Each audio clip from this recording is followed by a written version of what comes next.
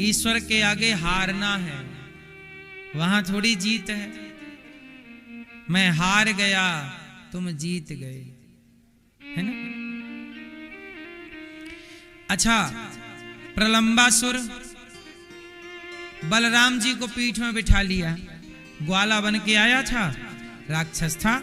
बलराम जी उसकी पीठ में बैठे तो वो राक्षस ना बलराम जी को घोर जंगल में ले गया। तब बलराम जी ने रोका कि भाई कहां ले जा रहा। अच्छा, बलराम जी समझे नहीं, बलराम जी को लगा मित्र है, दोस्त है, पर वो तो राक्षस था। और बलराम जी ने एक मुठका मारा उसकी पीठ में, और जैसे ही मारा तो वहीं लुढ़क गया। एक मुठिका में काम तमाम हो गया। बलराम जी मारे। बलराम जी कौन है? शेष भगवान। शेष भगवान के ऊपर पृथ्वी रखी है, जो पृथ्वी का भार उठाए रहते हैं, वो एक मुठिका किसी को मार दें तो बचेगा कुछ? कितना बलवान उनका मुठिका होगा। एक में मुठिका, एक महाकपि हनि, एक मुठिका मारा बलराम जी ने। गोविंदाय नमो नमः। ये भगवान का बाल चरित्र है। कबड्डी खेल रहे हैं भगवान। एक दिन तो कमाल कर दिया, यमुना जी के किनारे भगवान नंग धड़ंग खेल रहे थे। जाए पानी में डूबे, फिर आके बालू में लौटने लग जाए। सारे ग्वाला, छोटे छोटे बच्चे, आज भी गांव में छोटे छोटे बच्चे नदी तालाब में नंगे नहाते हैं। छोटे छोटे बच्चे, हाँ या ना? नदी तालाब में नहाते रहते हैं। घर से जाते हैं खेलने के लिए, वहां सारे कपड़े उतारे, नहाए, फिर वही कपड़े पहन के आ गए। होशियार होते हैं बच्चे, कपड़े पहन के नहाएंगे तो माँ बोलेगी नहा के आया है, तो माँ को पता न लगे कि नहा के आए, इसलिए नंगे होके नहाते हैं, हाँ या ना? अब भगवान भी यमुना के किनारे बिल्कुल नंग धड़ंग नहा रहे। यमुना जी में जाएं, मौसम गर्मी का था हल्का सा, तो यमुना जी में नहाएं और बाहर आके बालू में लौट जाएं। पहले ना जिंदगी मस्त थी। पहले के लोग नहाते थे काहे में? नदियों में। एक एक घंटे लोग पानी में तैरते थे। आज के जमाने में 5 मिनट के अंदर लोग नहा के बाहर आ जाते हैं।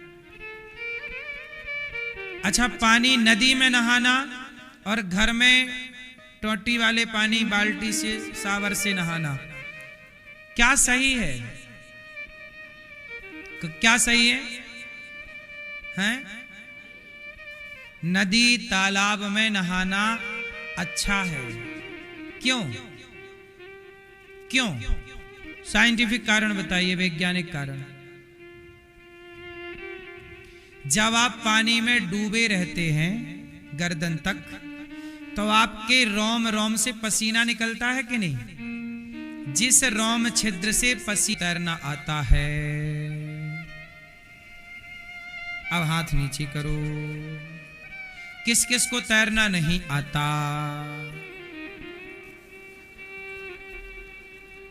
नहीं आता?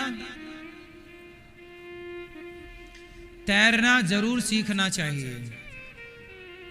तैरना, अभी पंजाब में बाढ़ आई थी,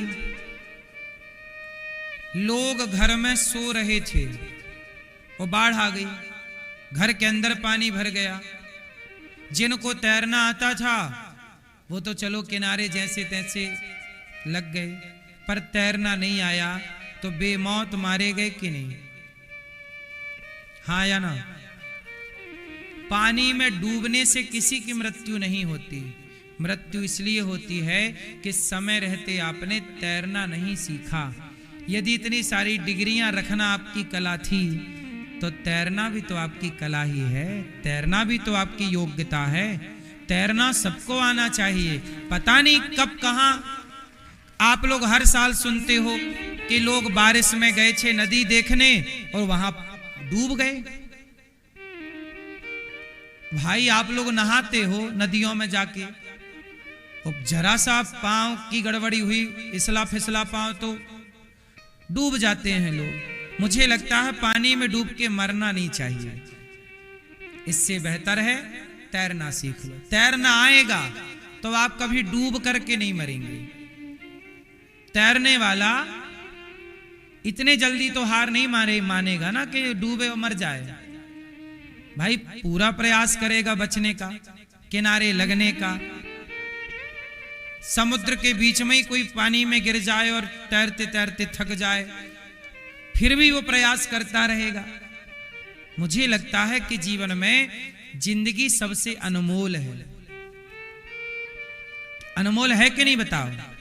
इसलिए आप लोगों से मेरी प्रार्थना है कि आपको पार लगना दोनों तरह से सीखना चाहिए। नदी भी पार कर सको, तैरना तो आना चाहिए। इसलिए अपने बच्चों को एक क्लास कम भले पढ़ाना, तैरना जरूर सिखाना। कल को आपके बच्चे मेरे जानने वाला एक लड़का था, बहुत अच्छा था, सब कुछ बढ़िया था। बेचारा वो गया था रिश्तेदार के यहाँ, उनके यहाँ तालाब था, वो तालाब देखने चला गया। और देखने क्या गया, कुछ पावा फिसल गया, पानी के पास गिर गया। और गिरा तो जरा से मतलब पास में ही डूब गया। इतने पास में, इतना पास था कि कोई हाथ से ऐसे जरा सहारा देता तो निकल जाता, पर वहां कोई था नहीं। और 7-8 फीट पानी था, मतलब उसके केवल 2 फीट नीचे जमीन थी। समझ रहे हो बात? 2 फीट नीचे जमीन थी। लेकिन तैरना नहीं आने से 25-30 साल का लड़का चला गया। एक गलती, आपने इतनी पढ़ाइयां पढ़ी, आपने इतनी डिग्रियां पाई, लेकिन आप तैरना नहीं सीख पाए। एक नाव वाला था, नदी में नाव चलाता था, केवट। 3 लोग आए नाव में, तीनों ने कहा भैया हमें पार लगाओ। केवट बोला कि आओ बैठो महाराज। तीनों बैठे। अब तीनों को बिठाकर केवट ने नाव चलाई। एक आदमी उनमें से बहुत बड़ा डॉक्टर था। डॉक्टर ने कहा क्यों केवट, कितना कमा लेते हो? केवट बोला सरकार सवेरे कमाता हूं, शाम को खा लेता हूं, हो गया। डॉक्टर ने कहा तुमने कुछ पैसे जोड़े नहीं, जिंदगी जिया ही नहीं, कोई मजा नहीं लिया जिंदगी का। तुम्हारी 25% जिंदगी तो बेकार हो गई नाव चलाते चलाते। दूसरा इंजीनियर था। दूसरा बोला केवट ये बताओ गाड़ी वाड़ी है तुम्हारे पास? नहीं नहीं। केवट बोला कहाँ, मेरी तो ये नाव है। उसने भी बोला जिंदगी का कोई सुख नहीं लिया, तुम्हारी 25% जिंदगी तो यूं ही बेकार हो गई। तीसरा बहुत बड़ा जज था। बोला क्यों भाई केवट, कुछ पढ़े लिखे हो? केवट बोला सरकार पढ़ाई ज्यादा हुई नहीं, नाव चलाने से फुर्सत नहीं मिलती, इसी से परिवार का पालन होता है, 2 रोटी आ जाती है। उसने भी कहा कि तुम्हारी 25% जिंदगी बेकार हो गई। नाव में 3 लोग बैठे थे, एक डॉक्टर है, एक इंजीनियर है, एक जज है, बड़े पढ़े लिखे लोग हैं तीनों। अब केवट बोला ये बताओ कि आप तीनों में से तैरना किस किस को आता है? तीनों बोले हमें नहीं आता। केवट बोला तो देखो मेरी तो 25% जिंदगी गई डॉक्टर के अनुसार, 25% इंजीनियर के अनुसार और 25% जज के। तीनों ने कहा ना 25-25, तो मेरी तो 75 गई। पर तुम्हारी आज नाव भंवर में फंस गई है तुम्हारी पंचायत के चक्कर में, और कोई रास्ता है नहीं, तो हम तो चले क्योंकि हमें तो तैरना। और तुमने सब कुछ पढ़ा, सब कुछ सीखा, पर तैरना नहीं सीखा, तो क्या सीखा? केवट पार लग गया, तीनों ज्ञानी डूब गए। इसका मतलब यह भी हुआ कि आपने सब कुछ जाना, सब कुछ पाया, सब कुछ सीखा, पर भव से पार लगना नहीं सीखा, तो क्या सीखा? इसलिए भव से पार लगना सीख। तो पार दो तरह का है, एक तो नदी पार करना सीख लो और दूसरा भव को पार करना सीख लो। क्यों मेरी मां? तैरना सीख लो, यहां भी पार लगना है। भव से पार ना लगे तो जीवन मनुष्य का पाने का लाभ क्या, और नदी से पार ना लगे तो ये बेहतर जिंदगी पाने का राज क्या। थोड़ा सा सीख लो, ठीक है। हमें तो तैरना आता है। जब हम वृंदावन पढ़ने आए 2006 में, तो हमें यमुना जी का दर्शन हुआ पहली बार। उस समय पे यमुना जी में ढेर सारे कछुए रहा करते थे। उस समय यमुना जी का जल इतना दूषित नहीं हुआ करता था। वो पाट इतना ही चौड़ा था, बल्कि इससे ज्यादा चौड़ा। अब अपने राम तो गांव के थे, तो मुझे पानी देख के ना रहा नहीं जाता कि चलो नहा ही लें। तो मैं कूद गया यमुना जी में, और यमुना जी में कूदा ही नहीं, इस पार से कूदा उस पार निकला, तैरते उस पार। तो यमुना मैया को 2006 में ही ये दास ने पार किया। तैरना जानते हैं, आपको भी तैरना आना चाहिए। बस हमारी इतनी सी प्रार्थना है। छोटा अमेरिका में, लंदन में, विदेशों में 6-6 महीने के बच्चों को तैरना सिखाते हैं। 1 साल का बच्चा वहां पे तैरना जानता है। पानी में डाल देते हैं हम लोग, हाथ पांव चलाने लग जाता है छोटे से में और सीख जाता।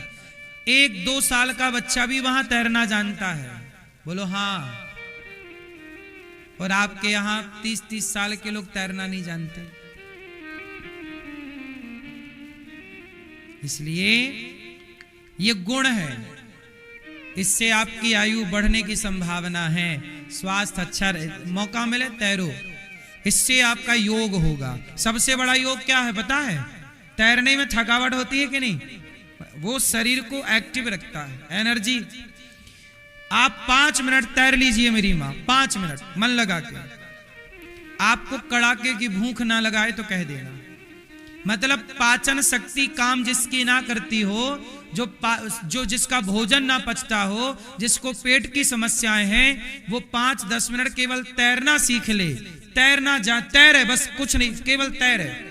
5 मिनट तैरोगे, 10 मिनट तैरोगे, आपका पेट संबंधी बीमारियां ठीक हो जाएंगी और आपको भूख लगने लग जाएगी, मस्त पचने लग जाएगा। सोचिए कितनी ताकत है। ये योग है एक तरह का। क्यों जी? कितने लोग इस बात से सहमत हैं कि तैरने के बाद भूख लगती है ना? पूरा पच जाता है। यूं भोजन पचने में यदि 4 घंटा लगेगा, तो तैरने में यदि आप पानी में हैं तो वो आधा घंटे में ही तेजी से पचता है, तेजी से काम करने लग जाती है बॉडी। इसलिए भगवान ने कालिया नाग पर कृपा, प्रलंबासुर पर कृपा। एक दिन क्या हुआ, गोपियां भगवान के लिए गीत गा रही। वरहा पीडम नटवर वपुः कर्णयो कर्णिकारं बिभ्रद्वासः कनककपिशं वैजयन्तीं चमालां रन्ध्रान् वेणोरधरसुधया पूरयन् गोपवृन्दैर्वृन्दारण्यं स्वपदरमणं प्राविशद्गीत कीर्ति। भगवान कितने सुंदर हैं। गोपियां कह रही हैं वरहा पीडम, भगवान के माथे पर मोर का पंख लगा हुआ है, दुल्हा लग रहे हैं भगवान। कानों में कर्णयो कर्णिकारम, कनेर का पुष्प शोभा पा रहा है। भगवान के अधरों पर बांसुरी रखी है। गोपियां बोली अरे बांसुरी तू कितनी भाग्यशाली है, भगवान के होठों से लगकर के कितना सुख पा रही है। गोपियां यहां भगवान की सुंदरता का वर्णन कर रही। कितने सुंदर, अधरों पर बांसुरी, घुंघराले से बाल, भगवान की एक एक छवि का वर्णन गोपियां कर रही हैं। भगवान कितने सुंदर हैं, गोपियां कह रही हैं वाह प्रभु। एक दिन सारी गोपियां यमुना जी में गईं और सारी गोपियां नहा रही थी, स्नान कर रही थी। तभी गोपियों ने स्नान कैसे किया, सारे कपड़े उतार दिए और गोपियां हो गई निर्वस्त्र और जाके नहाने लग गई। भगवान कृष्ण ने देखा कि सारी गोपियां निर्वस्त्र होके नहा रही हैं। भगवान को लगा ये तो मर्यादा के खिलाफ काम हो रहा। तब भगवान ने एक लीला की। क्या लीला की? चीर हरण लीला। कौन सी लीला? गोपियों के वस्त्र चुरा लिए भगवान। क्या चुराए मेरी मां? गोपियों के कपड़े चुरा लिए। अब सारी गोपियां स्नान कर रही हैं, एक दूसरे के ऊपर जल फेंक रही हैं। एक समय था कि भारत के सभी लोग नदी तालाब में ही स्नान किया करते थे। ये वॉशरूम वगैरह घर के अंदर वाला सेटअप कहां था पहले? क्यों? हमारे देखते देखते सब आया है। आपके देखते देखते आया होगा सब चीजें। हमारे देखते देखते सारे लोग, गांव के सभी लोग तालाब में नहाते थे, नदी में नहाते थे। मेरे को याद है, देखते देखते तेजी से बदलाव हो गया और नदी तालाब में नहाना खत्म हो गया। तो गोपियां भी नदी में नहा रही थी, पर तरीका गलत था, कपड़े उतार के नहा रही थी। भगवान ने देख लिया। भगवान को लगा कि आज हमने देखा है, कल कोई और देखेगा। तो भगवान ने उनको सबक सिखाने के लिए एक युक्ति निकाली। उनके कपड़े चुरा लिए और टांग दिए पेड़ पर, कदम पर। अब गोपियां नहा के बाहर निकली तो कपड़े नहीं, फिर घुस गई फुर्र से वो पानी में। देखा कि हमारे कपड़े कहां चले गए, कौन ले गया, कहां चले, अब हम कैसे जाएंगे ऐसे घर। अब गोपियां तो बड़ी लज्जित सी हो गईं। तब ध्यान से देखा, अरे सखी देख हमारे कपड़े वो टंगे हैं वो पेड़ पर। एक सखी बोली, जरूर ये नटखट कन्हैया की हरकत है, उसी ने हमारे कपड़े चुराए हैं। कन्हैया हमारे कपड़े लौटा दे हमें। कन्हैया बोले नहीं लौटाएंगे। तो गोपियां बोली तेरी मैया से शिकायत करेंगी। तो कन्हैया बोले जाओ करे आओ, जाओ जल्दी जाओ। बोले अभी कैसे जाएं? तो बोले शिकायत करने की धमकी दे रही हो तो जाओ करे आओ। गोपियां बोली कन्हैया ये शरारत अच्छी नहीं है, हमारे कपड़े क्यों चुराए तुमने? भगवान बोले कि तुमने निर्वस्त्र होके क्यों नहा रही हो ये बताओ। तुम ऐसे नहाना चाहिए? ऐसे नहाने से अपराध लगता है, कोई देखेगा तो क्या सोचेगा। इसलिए अब तुम्हें सबक तो सिखाना ही है। गोपियां बोली अच्छा सॉरी, अब नहीं नहाएंगे ऐसे, अब तो हमारे कपड़े दे दो। भगवान बोले एक शर्त पर, कपड़े लेना है तो बाहर आओ, बाहर आओ और कपड़े लेकर के जाओ। अच्छा, जिस समय भगवान ने ये कपड़े चुराए उस समय भगवान कृष्ण की उम्र कितनी थी? उस समय भगवान की उम्र थी 7 साल। कन्हैया कितने साल के थे? 7 वर्ष के। अब 7 वर्ष के कन्हैया हैं। अब आप लोग ये सोचें कि भगवान गोपियों को कह रहे हैं कि ऊपर आओ, निर्वस्त्र हैं वो गोपियां। तो 7 वर्ष का बालक, क्या उसके अंदर कोई काम भाव होता है? पवित्र होता है। इस दृष्टि से भगवान केवल लीला कर रहे हैं, लीला सबक दे रहे हैं। ऊपर आओ। अब सारी गोपियां बोली कि हम नहीं आएंगी, तो मत आओ। एक सखी जानते हो क्या बोली? एक सखी बोली अरे सखी, ये जो कन्हैया है ना हमारा, ये भगवान है, और इससे क्या छिपा है? कपड़ा हम पहने या ना पहने, ये तो कपड़े के अंदर का भी जानता है और मन के भीतर का भी जानता है। इससे छिपा क्या है? इसलिए चलो, सारी गोपियां अपने अपने गुप्तांगों पर हाथ रख करके वापस बाहर आ गई। भगवान बोले ऐसे नहीं, पहले सूर्य भगवान को प्रणाम करो। और अपनी गलती मानो, क्योंकि तुमने निर्वस्त्र होके स्नान किया है। निर्वस्त्र होके यदि आपने नदी तालाब में स्नान किया है तो वरुण देवता का पाप लगता है। ये जल है। जल क्या है? नदी तालाब में क्या है? जल। और जल क्या है? जल देवता है, वरुण देवता। तो देवताओं का तुमने अपराध किया है, इसलिए नहाओ तो मर्यादित नहाओ। हमारे यहां स्नान भी करो तो हर चीज में मर्यादा है। इसलिए हमारे यहां दिन भर हम लोग पृथ्वी पर चलते हैं, पांव रखते हैं, लेकिन सवेरे जागते हैं तो पृथ्वी माता को प्रणाम करते हैं। भाई पांव रखना हमारी मजबूरी है, लेकिन है तो माता। भाई नदी में नहाना हमारी मजबूरी है, पर है तो नदी माता ही हमारी। गंगा मैया है, यमुना मैया है हमारी। अब बताओ, मां की गोद में छोटा सा बच्चा तो नंग धड़ंग रहता है, पर अब कोई 25 साल का बच्चा नंग धड़ंग होके जाए अपनी मां के पास तो मर्यादित नहीं लगेगा। वही बच्चा छोटा होता है तो नंगा अच्छा लगता है, पर वही बड़ा हो जाए तो नंगा अच्छा। ये मर्यादा के विपरीत हो गया। वही मां है, वही बेटा है, कभी नंगा अच्छा लगता है तो कभी नंगा अच्छा नहीं लगता। कब लगेगा अच्छा, कब नहीं लगेगा, ये मर्यादा है। उसी तरह आप नदी में जाएं, तालाब में जाएं, पर मर्यादा में जाएं। आपने अपराध किया है गोपियों, इसलिए ये अपराध से मुक्ति कैसे मिलेगी? जब आप सूर्य भगवान से प्रार्थना करेंगे, यमुना जी से प्रार्थना करेंगे कि हमारे से अपराध हुआ, अब हम ये अपराध नहीं करेंगे। बाद में भगवान ने वस्त्र लौटाए, ये लो, और गोपियां कपड़े पहन के घर चली गई। अब भगवान ने कपड़े चुराए क्यों?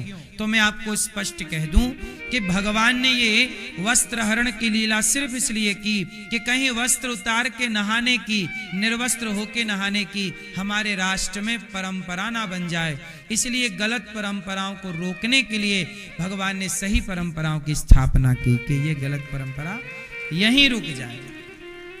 वरना आज गोपियां नहाई थी, कल और लोग नहाते, फिर और लोग नहाते, फिर निर्वस्त्र होके नहाने की गलत परंपरा बन जाती कि भाई वो नहाए तो हम क्यों ना नहाए।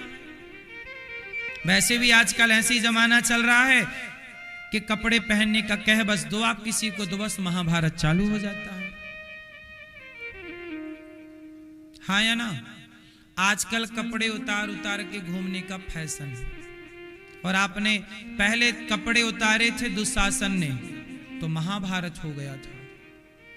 आज कपड़े पहनने का मैं बोल देता हूं तो कुछ लोग महाभारत करने लग जाते हैं। तो जमाना बदल रहा है। आज के युग में आप नहीं बोल सकते कि कपड़े पहन लो।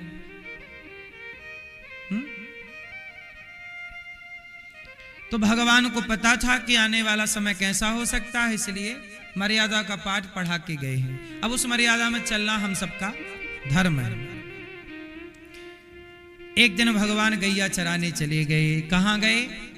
वृंदावन के पास, यमुना जी के पास भतरौण बिहारी हैं यहाँ पर। 84 कोस की यात्रा में सब दर्शन होता है। तो भैया भगवान चले गए यमुना जी के तट पे गैया चराने। अब हुआ क्या कि भगवान को लग आई भूख। अब भगवान के मित्रों से भगवान ने कहा कि भैया बड़ी भूख लगी है, देखो जरा कुछ है खाने पीने की व्यवस्था। तो ग्वाल बाल बोले कि देखो आज तो हम घर से जो लाए थे खा लिए अपन सबने।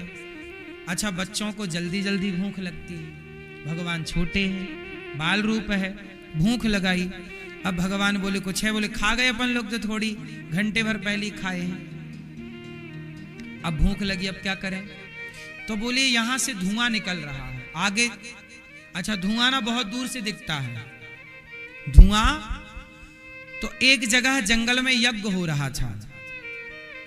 तो ग्वाल वाल बोले कि देखो वहां धुआं निकल रहा है, जरूर वहां किसी का घर होगा, और किसी का घर होगा तो हम कुछ मांग लेंगे, मिल ही जाएगा। तो वहां धुएं की ओर चले तो वहां देखा तो पंडित जी लोग यज्ञ कर रहे थे, स्वाहा स्वाहा स्वाहा। अब सारे ग्वाला हो गए खुश। पंडित जी यज्ञ कर, और पंडित जी भी आखिरी में आहुति काय की डाल रहे हैं? खीर की। स्वाहा, खीर स्वाहा। ग्वाल वाला बोले बाबा ओ पंडित जी खीर दे दो इस तरफ। अब पंडित जी सारे ग्वाला कह रहे हैं भूख लगी है, भोजन दे दो। पंडित जी बोले नहीं, स्वाहा लगा रहे हैं, हम हवन कर रहे हैं, चलो। अब यज्ञ के अंदर यज्ञशाला में बोलते नहीं है ना, तो बोल नहीं रहे थे, तो ऐसे बड़ी देर हो गई ग्वालों को। सारे ग्वाला बेचारे उदास मन से वापस गए। कन्हैया हवन हो रहा है, पंडित जी खीर की आहुतियां डाल रहे हैं, दे नहीं रहे हैं। भगवान बोले चलो हम चल रहे हैं, हमें भूख लगी। अब भगवान चले, गैया बछड़ा वहीं चल रहे हैं, भगवान गए। पंडित जी, अब भगवान बोल रहे हैं, पंडित जी राम राम। पंडित जी ओ पंडित जी बड़ी भूख लगी है, वो खीर जरा हमें दे दो, तुम स्वाहा लगा रहे हो, हम खा के करेंगे आहा। पंडित जी बोले अब देखो, जिन नारायण की आराधना कर रहे हैं पंडित जी, आज वो नारायण खड़े हैं द्वार पर कि हमें दे दो। पंडित जी नहीं दे रहे। अच्छा, यज्ञशाला के पास में ही पंडित जियों की पंडितानी रहा करती थी। ये जंगल में रहने वाले संत थे, गृहस्थ संत। पहले के लोग जंगल में यज्ञ हवन संत लोग करते रहते थे, तो पंडित जियों की पंडितानियां थी। तो पंडितानियों ने देखा कि सुंदर सुंदर बच्चे आए हैं, तो पंडितानियों ने बुलाया कन्हैया को, ए लाला यहां। पंडित जी की पंडितानियां बुलाई, भगवान गए। हाँ मैया, ओहो हो, पंडितानी का तो मन खुश हो गया, क्या प्यार से मैया कह रहा है लाला। ए लाला यहाँ, क्या नाम है तेरा? कन्हैया नाम है। अच्छा तू कन्हैया है, तो तेरी माँ कौन है? यशोदा। बाप नंद बाबा। ओहो, तू नंद कोई छोरा है? हाँ हाँ मैया। क्या चाहिए? अरे मैया बड़ी भूख लगी है, पंडित जी से मांगा खीर दे दो, स्वाहा स्वाहा कर रहे हैं, हम खा के आहा आहा करते, तो नहीं दे रहे हैं, भूख लगी है। पंडितानियों ने कहा एक काम करो, पंडित जी तो यज्ञ करते रहते हैं, आओ। अच्छा, पंडितानियों ने पंडित जियों के लिए भोजन बनाया था कि हमारे स्वामी आएंगे अभी यज्ञ करके, तो उनको भोजन, तो सबके घर में भोजन बन गया था। अब सारी पंडितानियां, मतलब स्त्रियां, मातृ स्वरूपा स्त्रियों ने ग्वालों को, भगवान कृष्ण को गोद में बिठाया। देखो वो जान नहीं रही है कि भगवान है, लेकिन सोचिएगा यज्ञ करते ब्राह्मणों को भगवान का दर्शन नहीं हुआ, हुआ भी तो उन्होंने भगा दिया। यज्ञ करते ब्राह्मण भी भगवान को नहीं पहचान पाए, पर झाड़ू पोंछा चौका बर्तन घर का सामान्य काम करने वाली वो सामान्य सी स्त्रियां भगवान को पहचान गईं, और वो समझ गईं कि ये कोई बालक सामान्य नहीं है, ये तो भगवान के लक्षण लग रहे हैं। हमने बहुत बालक देखे हैं, इतना सुंदर बालक कोई इंसान का नहीं हो सकता, ये कोई इंसान थोड़ी है। अब सारी पंडितानियों को लगा कि भगवान है। अच्छा, वो भगवान तो है ही, पर उन्हें लगने लगा कि भगवान है, और भगवान के भाव से पंडितानियों ने अपने हाथ से खिलाया खिलाया खिलाया खिलाया, खूब पेट भर भगवान खाए। और जब पेट भर खा रहे थे, तब पंडित जी वहां यज्ञशाला, मतलब वो क्या कह रहे हैं, अरे भोग लगानी है तो उनको खिला रही है।